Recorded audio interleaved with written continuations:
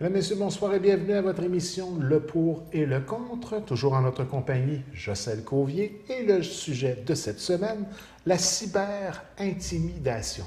Voilà un sujet qui reste et qui risque d'être très intéressant pour les gens à la maison, surtout que ça a fait l'actualité durant les derniers mois, même durant les dernières années. Exactement. On en a parlé parce que au niveau de la Nouvelle-Écosse, il y a eu une nouvelle loi qui a été mise sur pied suite au suicide d'une jeune fille. Malheureusement, dans les médias, on entend de plus en plus parler de suicide suite à l'intimidation ou la cyber-intimidation. Donc, cette jeune femme-là qui avait 17 ans s'est suicidée parce qu'elle avait été victime d'agressions sexuelles par plusieurs hommes. Puis il y a des photos qui ont circulé. Ça s'est retrouvé sur le net. À l'école, ensuite sur Internet, puis elle a été victime, donc après ça, de cyber-intimidation, puis finalement, elle s'est suicidée. Donc... L'émission d'aujourd'hui, on va essayer d'embrasser un portrait de cette réalité-là et surtout prendre conscience qu'aujourd'hui, Internet est présent dans la vie de l'ensemble des gens, l'informatique est présente et ça simplifie de beaucoup la communication. Et cette communication-là, il faut faire attention avec la façon avec laquelle on l'utilise et surtout d'être très conscient de la vitesse à laquelle l'information peut se propager à l'intérieur, en appliquant, pas en appliquant, mais en utilisant l'Internet, naturellement. Mais habituellement, quand on débute une émission, on dit « Bonsoir, Jocelyne ». Puis j'ai oublié de le dire. Donc, je me reprends un peu tard dans l'émission, mais tout d'abord, bonsoir, Jocelyne. Bonsoir. Ça va bien? Oui, ça va bien. Donc, on peut continuer l'émission oui. En toute sécurité? J'en tiens pas rigueur. Bon. Je ne voudrais pas me faire attaquer, vivre de l'intimidation par Internet sur Facebook suite à l'enregistrement de cette émission. Tu n'auras pas d'email haineux. Bon, ben merci, Jocelyne, de ta patience et de ta gentillesse habituelle. Habillée de rouge aujourd'hui. C'est coquin. C'est Saint-Valentin d'avance. Donc, justement, comme on le disait en début d'émission, nous allons parler du cyberespace et de la façon d'utiliser. Ben oui, pour commencer, qu'est-ce qu'on entend par cyber-intimidation?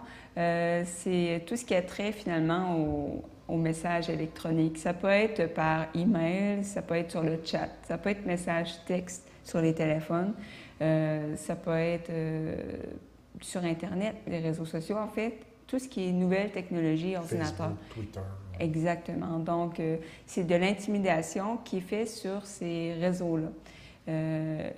Ce qui est vraiment particulier par rapport à l'exemple que tu donnais à l'introduction de l'émission, c'est qu'il y a carrément une loi qui a vu le jour suite à cet événement malheureux-là.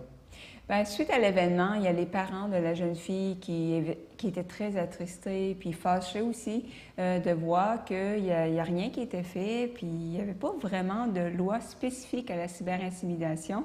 Il y avait seulement des lois un peu sur le harcèlement, des choses comme ça, mais on avait besoin d'une loi plus spécifique qui encadre les nouvelles technologies.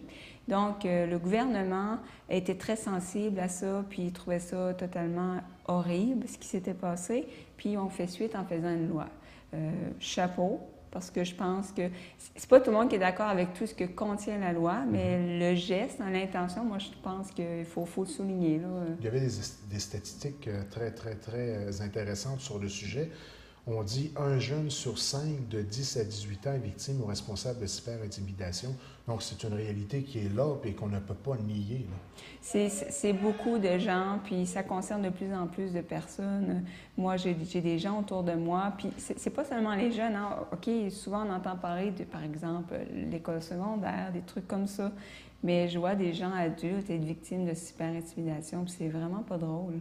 Donc, la loi en tant que telle, qu'est-ce que ça fait de différent? Oui. Je vais résumer un petit peu.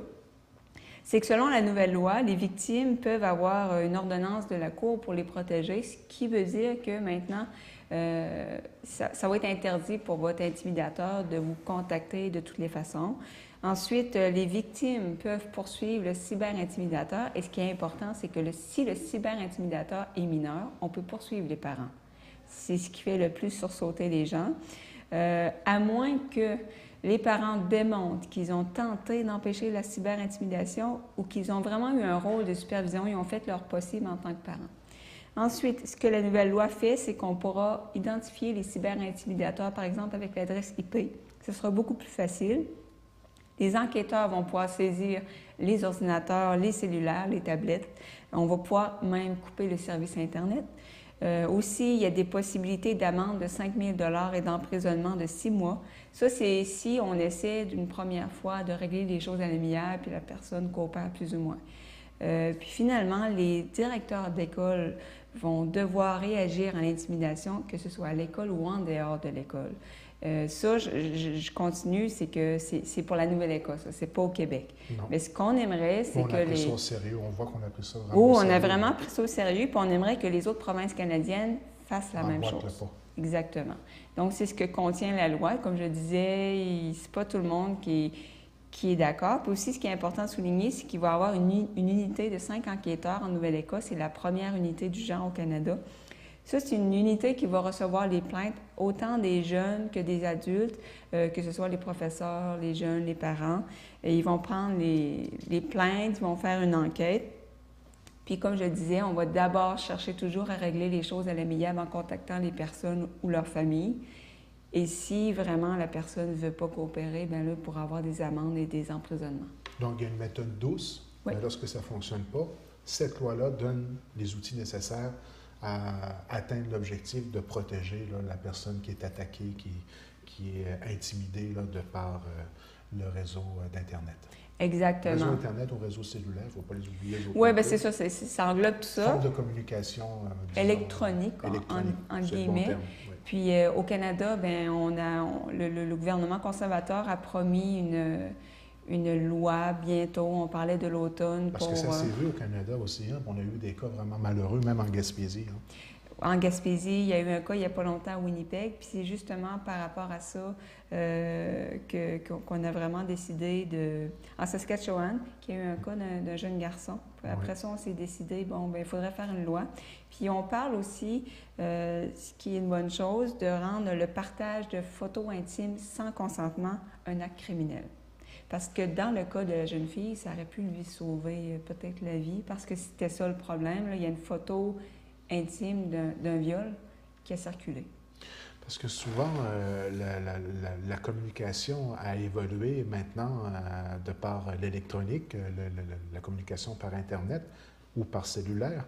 Et puis souvent, on peut dire des choses, se prononcer sur des sujets ou communiquer avec les autres de façon anonyme sans qu'on puisse nécessairement nous identifier, ce qui a souvent comme conséquence de nous donner une liberté qui est peut-être des fois mal calculée par celui-là qui l'utilise.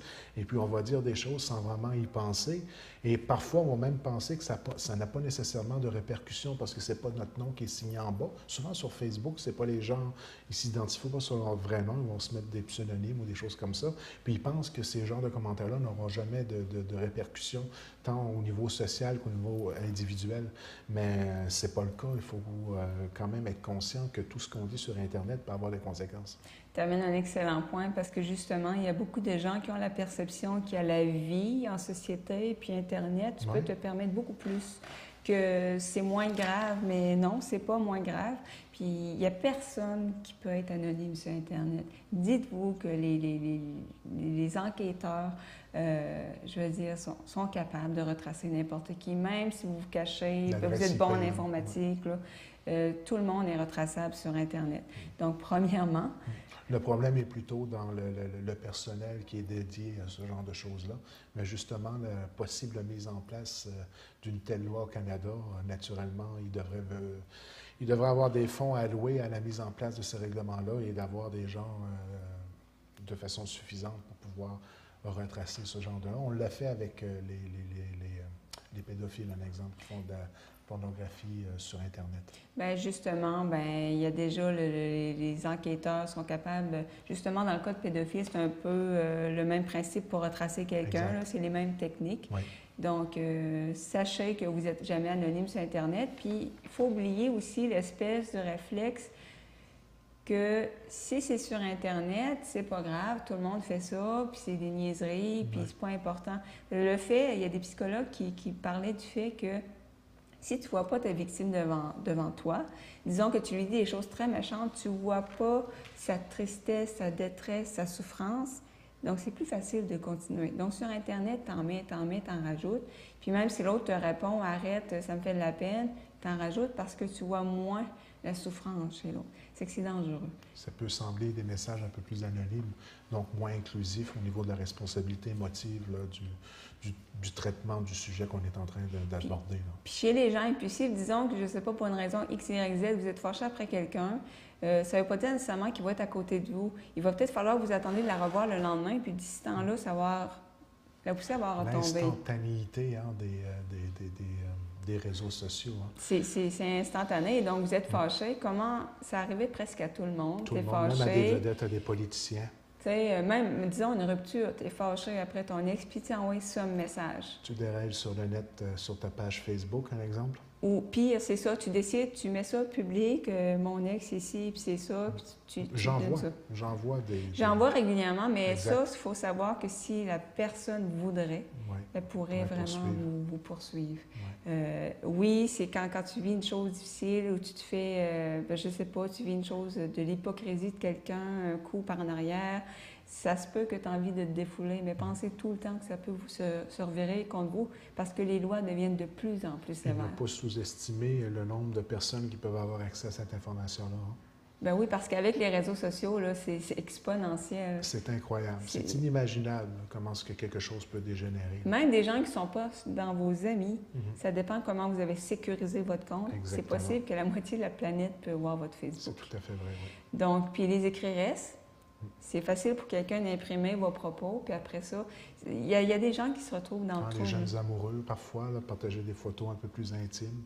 Au départ, on le fait sans aucune méchanceté, et puis une photo peut se retrouver au grand public lorsqu'elle était dédiée à notre amoureux en particulier. Exactement. Donc, c'est pour ça, entre autres, qu'il va y avoir une loi au Canada pour rendre criminel le fait de publier une photo sans consentement. Parce qu'on s'entend bien que ça m'étonnerait qu'une personne consente à publier, que quelqu'un publie une photo d'elle nue sur Facebook, exemple.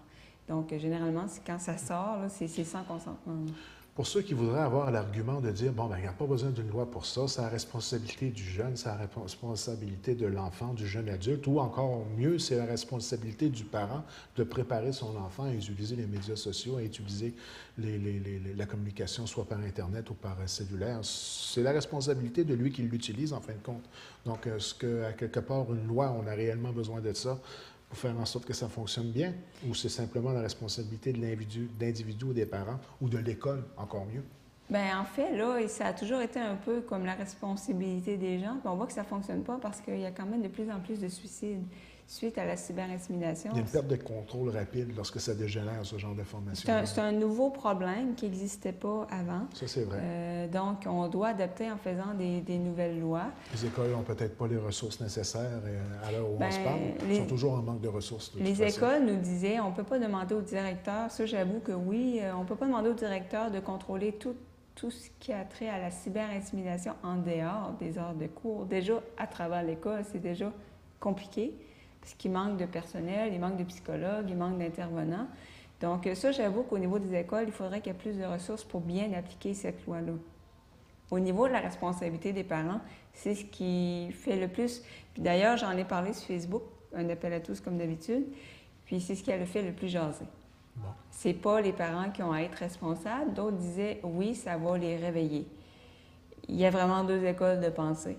Donc, est-ce qu'on doit comprendre à ce moment-là que, de toute façon, on devrait, en tant que parent, avoir des conversations sérieuses sur l'apparition de ces divers moyens de communication-là qui sont présents beaucoup à notre génération, à nous, là. D'entrer Internet à la maison, c'est pratiquement, 80 de la population québécoise qui est branchée maintenant, du moins facilement à 60 %. Les jeunes naissent pratiquement avec ce mode de communication-là, les textos, à lesquels on peut joindre vidéos et photos en passant, et puis Internet. Donc, d'avoir accès à cette information-là, d'avoir à l'utiliser, est-ce qu'on ne devrait pas être sensible en tant que parent et avoir des conversations autour de la table sur la bonne façon de l'utiliser et sur les conséquences à long terme que ça peut avoir sur notre vie? Hein, de voir une photo de soi nu qui circule sur Internet, puis que tu sais que tu ne peux pas l'enlever de là, puis elle va être là pour toute ta vie. Tabarouette, c'est grave, là. C'est pas quelque chose à prendre à la légère, là. Bien, les parents... Là, je parle d'une photo nue, ça peut être une photo de toi en boisson, ça peut être une photo de toi en train de faire quelque chose de ridicule. On a tous déjà fait quelque chose de ridicule. Bien, peut aller loin. Par Aujourd'hui, exemple, la question, là, si on veut que ça soit sur Internet. exemple, là, à 16 ans, une photo que tu es sous à quatre pattes, Ouais. c'est drôle. Mais quand tu appliques pour un emploi, puis cette photo-là circulée partout sur Facebook, c'est peut-être moins drôle. C'est ça, là. Fait qu'il faut comment penser- conscientiser les jeunes à ça. Il faut penser toujours, parce que là, on est dans une culture qu'on partage tout, on partage ce qu'on Ouais. mange, on photographie ce qu'on mange, on photographie, on est à la salle de bain, on photographie tout. Il y en a que c'était la minute, hein. C'est Carrément, incroyable. là, tout ce qu'on fait, mais c'est parce qu'il faut penser que ça peut aller plus loin, ça Ouais. peut se retourner contre nous. Donc, tu parlais des parents. Je pense que les parents ont un rôle de supervision. Pour commencer, je pense que c'est pas une bonne idée de mettre un ordinateur dans une chambre d'enfant jeune. Parce que quand il commence Il y a à trop de faire stock là-dessus. Quand il fait ses premiers pas, là, je pense que c'est important qu'il y ait une supervision. Disons dans le salon, puis plus tard, vous verrez avec le type d'enfant que vous avez. Mais d'un autre côté, il ne faut pas dire que, disons, un enfant cyber-intimidateur qui a des mauvais parents qui le laissent faire n'importe quoi. Il y a des très bons parents qui ont des enfants délinquants. On en connaît. Il n'y a pas juste la façon dont tu éduques ton enfant, il y a aussi son tempérament.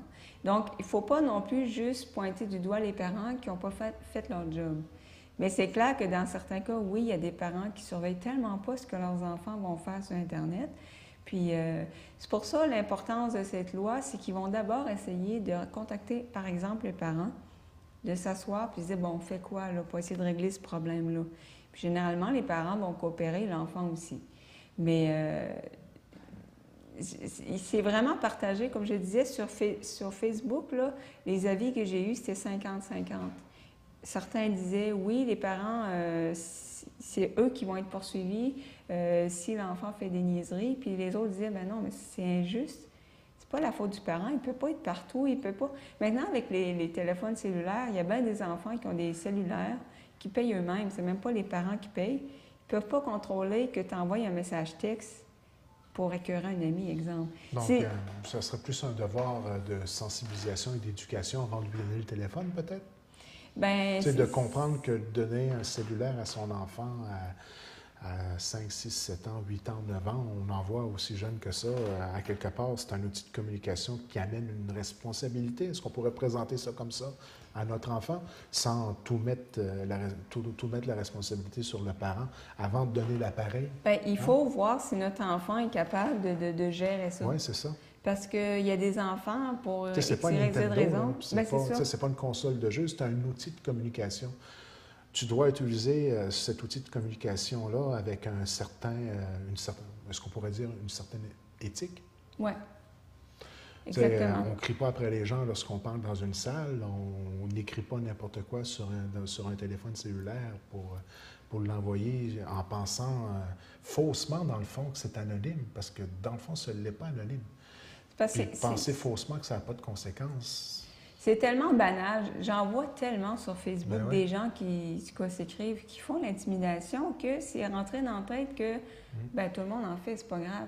Je pense que le parent doit s'asseoir avec l'enfant puis expliquer que ça, tu peux pas faire ça.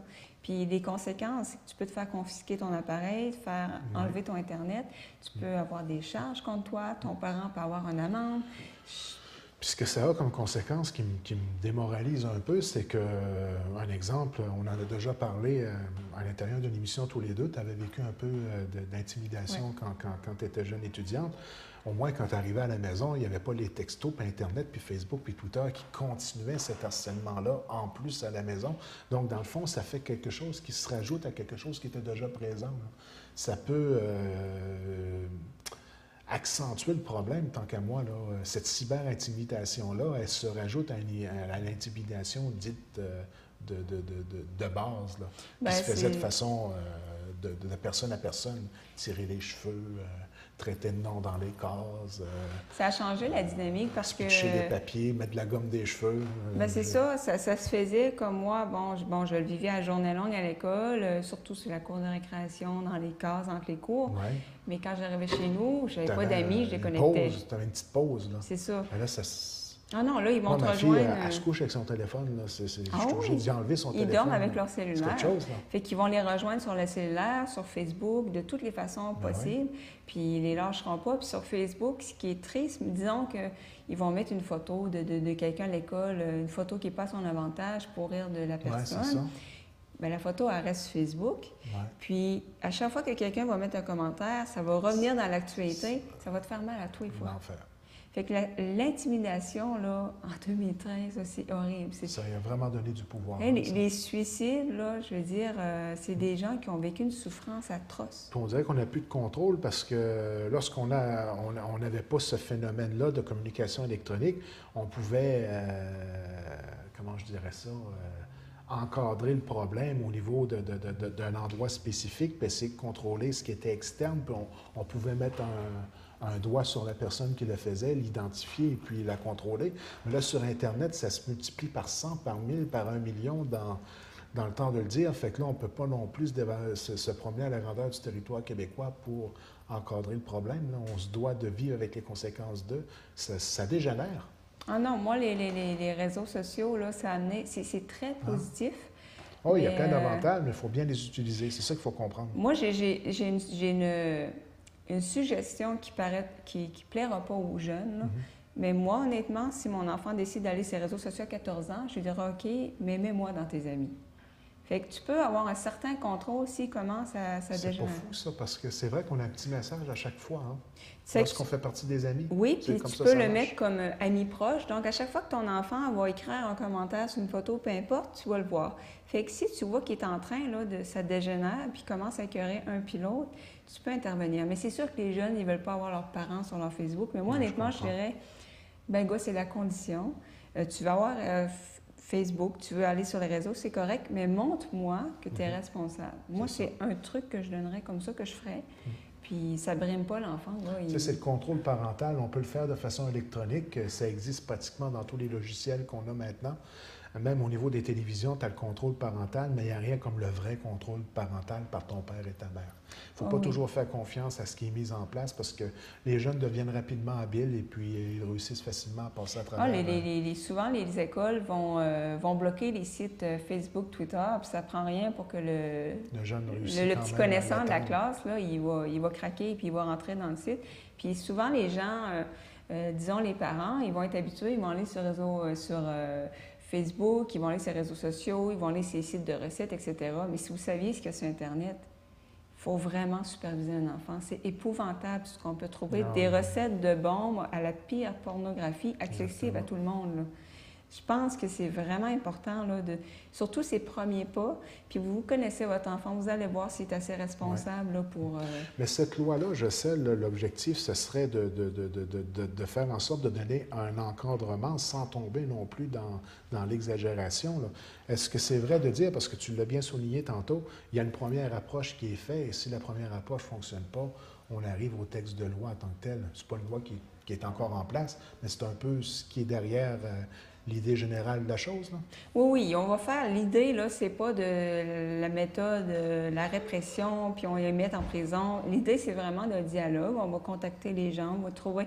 Généralement, ce qu'on va demander, OK, vous cessez tout contact.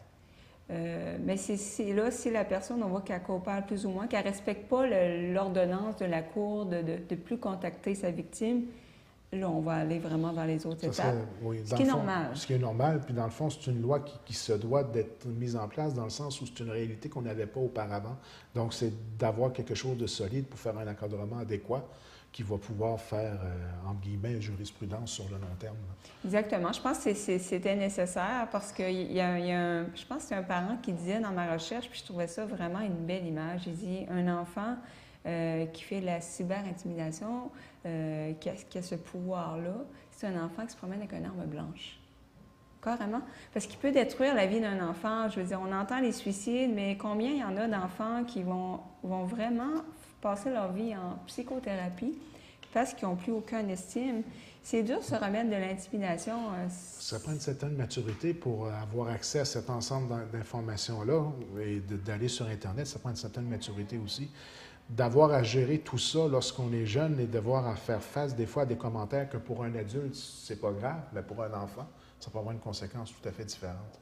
Puis il ne faut pas aussi... La loi va assez large que si vous participez, si vous êtes spectateur de toute cette intimidation, vous ne faites rien, on pourrait avoir des recours contre vous.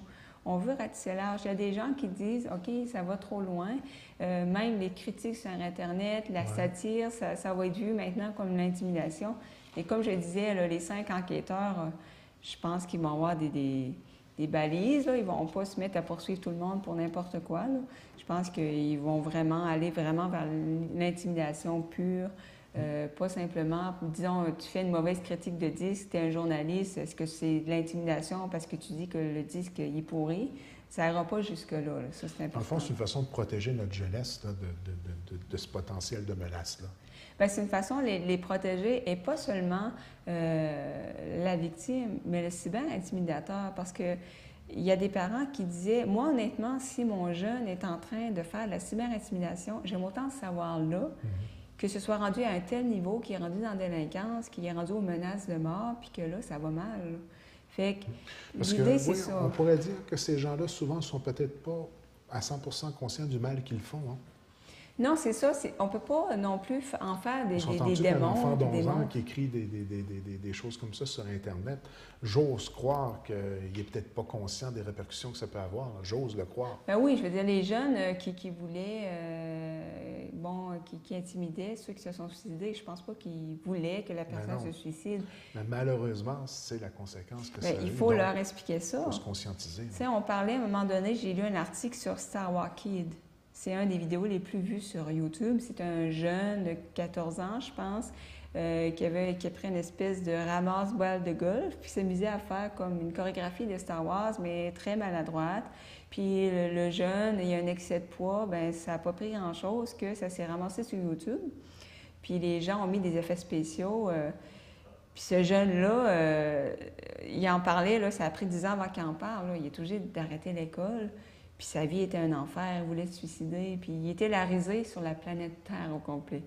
À l'époque, il n'y avait pas de loi. Il a essayé de faire enlever la vidéo de YouTube, tout ça, mais il n'y avait pas de recours. Fait que lui, il a fait un témoignage, puis j'ai trouvé ça très touchant. Puis... Je l'ai entendu, ça, c'était vraiment intéressant. Le Star Wars Kid, là? Je l'ai vu, la vidéo, en tant que telle. Bien, moi aussi, je l'ai vu, puis honnêtement, la première fois que tu vois la vidéo avec les effets spéciaux, c'est drôle. Oui. Tu sais, on a toute la même réaction. Ah, c'est drôle. Mais quand tu lis le témoignage du gars, tu dis « Ah, mon Dieu, c'est pas drôle. » On n'aurait jamais imaginé ça, d'ailleurs. Hein? C'est ça. Ça fait que derrière les espèces de vidéos, des fois drôles, qu'on voit, là, puis qui rit d'une personne parce qu'elle a un excès de poids, parce qu'elle a une déformité, peu importe, il faut voir le drame humain en arrière de ça. Là. Ouais. Puis ça voyage vite. Hein? Sur Facebook, là, les images d'une personne mal habillée ou une personne... qui pèse 400 livres, c'est bien drôle. Oui, bien, pensons au maire de Toronto, là, ce qu'on voit sur Internet là, depuis quelques semaines, là, la conséquence que ça peut avoir et que tous nos gestes maintenant peuvent être carrément enregistrés et diffusés. C'est tout un monde, là. La jungle, c'est une jungle, Internet. Là. Ah, c'est vraiment une jungle, puis...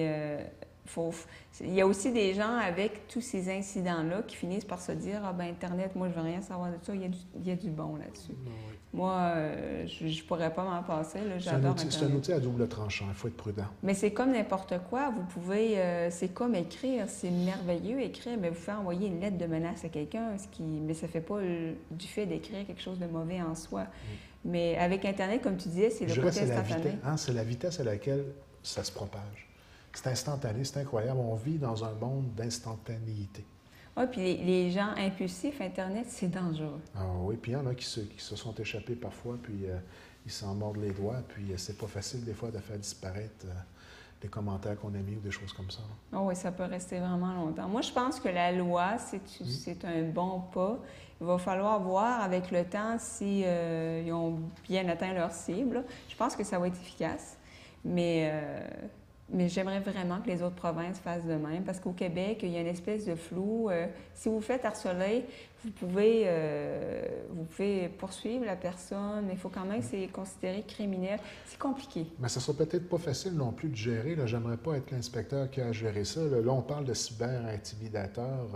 Des fois, ça peut être flagrant que c'est de la cyber-intimidation, mais des fois, ça peut être à propos de sujets plus généraux qui n'attaquent pas directement la personne, mais que la personne le voit comme une agression personnelle. Et puis, tous les sujets pourraient devenir de la cyber-intimidation, à la limite. Là. Ça pourrait dégénérer jusqu'à ce côté-là. Bon, on va tenir compte. Par exemple, je suis compte. contre la cimenterie de Pont-Daniel, l'autre est contre, lui, il prend ça personnel. Mais est-ce que ça serait de la cyberintimidation de détruire l'argumentaire de celui-là qui est pour la cimenterie versus celui-là qui est contre? C'est sûr qu'on ne veut pas que ça prenne. Il y a des gens en Nouvelle-Écosse qui ont peur que ça devienne trop, justement. Ouais. Que dès que quelqu'un fasse une critique, bon, ça passe plus. Mais je pense que les enquêteurs, ils vont faire la part, j'espère qu'ils vont faire la part des choses. Parce que oui, il y a des critiques qui ont lieu, mais quand c'est vraiment fait pour humilier quelqu'un, pour vraiment atteindre sa réputation, je pense que c'est là qu'il y a vraiment un problème. Puis quand la personne, surtout, se sent Ça touchée. va-tu juste s'appliquer aux individus ou ça peut aller jusqu'aux sociétés, aux entreprises, aux Je ne sais pas si organismes, ça va par aller exemple? jusqu'aux organismes, Ouais. mais il y a des fortes chances si tous les individus sont touchés par ça. Puis ce qui est le fun, par contre, c'est que c'est pas seulement les jeunes. Parce que souvent, lorsqu'on parle de justice, on a souvent peur de ceux qui ont de l'argent pour se défendre versus ceux qui sont plus dépendants du système en tant que tel. Oui, mais comme je disais, ce qui est bon à savoir, c'est que si vous faites quelque chose, vous allez quand même pouvoir pas vous défendre, mais vous allez avoir une chance si on veut. On va essayer de régler ça de façon sans commencer à faire l'emprisonnement puis les amendes. Mais là, le reste, ça dépend de vous, là. Oui, Si vous ne parce voulez pas que, coopérer. hey, c'est pas n'importe qui se fait prendre au piège. Là. Moi, Guy Lepage, Oui. qui a fait certains commentaires, puis il a dû s'excuser par la suite. Tu sais, des personnalités, puis on s'entend-tu qu'il y a une expérience sur le terrain, monsieur? Bien, les journalistes, les personnalités journalistes publiques aussi, qui t'as ont raison. l'habitude de Les donner vedettes. leur opinion, les vedettes. aussi. euh, Là, ils c'est- se ramassent, là. Pour eux, c'est un commentaire anodin. Puis là, le lendemain, parce qu'ils sont personnages publics, ça devient une bombe médiatique. Parce qu'on en voit là, vraiment critiquer le travail d'un autre artiste. Ouais. C'est nul son album, puis ce que ça peut devenir. L'intimidation parce que la personne se sent vraiment lésée, se sent blessée. Ben, c'est l'exemple que je voulais amener, là, où on va faire l'équilibre. Là. Parce que de ça dire ne sera pas facile à appliquer. Ben oui, parce que comme un artiste sort un album, toi, tu trouves l'album, il n'est pas bon. Tu fais un tweet, l'album est pourri. On fait tout La ça. personne, elle le prend personnel. Là. Puis elle, est-ce que j'oserais dire jusque-là, elle irait jusqu'à penser au suicide. J'ai pas dit qu'il va se suicider, j'ai dit y penser.